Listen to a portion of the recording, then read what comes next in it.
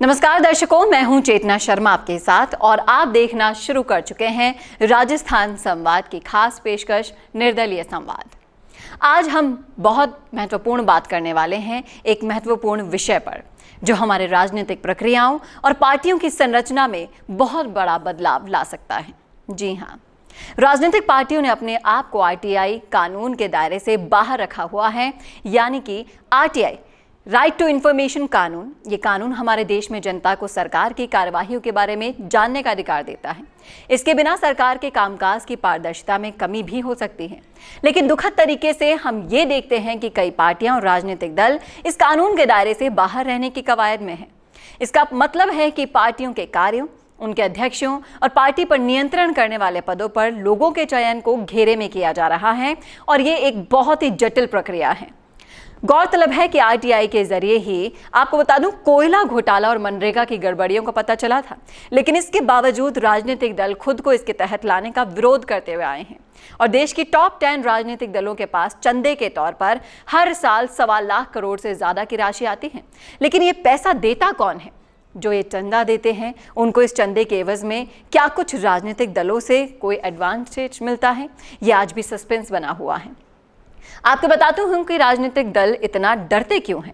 राजनीतिक दलों को आशंका रहती है कि इस नियम के तहत उनकी सूचनाओं का खुलासा हो जाएगा प्रतिद्वंदियों के सामने। राजनीतिक दल अपने आंतरिक कामकाज के साथ साथ निर्णय लेने की प्रणाली का भी खुलासा नहीं करना चाहते हैं। और राजनीतिक दलों का तर्क है कि आयकर अधिनियम 1961 और जन प्रतिनिधित्व अधिनियम 1951 में पहले से ही प्रावधान है जो राजनीतिक दलों के वित्तीय पहलुओं के बारे में आवश्यक पारदर्शिता की बात करते हैं।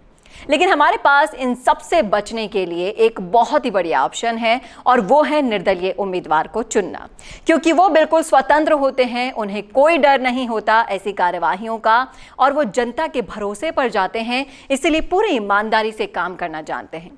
एक और जरूरी जानकारी आपको देना चाहूंगी। देश में आरटीआई के तहत जानकारी इकट्ठा करने वाले कार्यकर्ताओं की रिपोर्ट बताती है कि सरकारी योजनाओं के तहत 80 करोड़ से लेकर 2000 करोड़ तक की लूट को उजागर करने के चक्कर में 50 से ज्यादा कार्यकर्ताओं पर हमले हो गए थे और 25 मारे गए थे।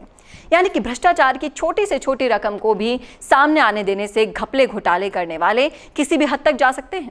तब सवाल ये उठता है कि जब ताकत राजनीति में बसती है तो राजनीतिक दल ही अगर खुद को आरटीआई से अलग रखेंगे तो फिर ईमानदारी या पारदर्शिता का भरोसा कैसे जगेगा?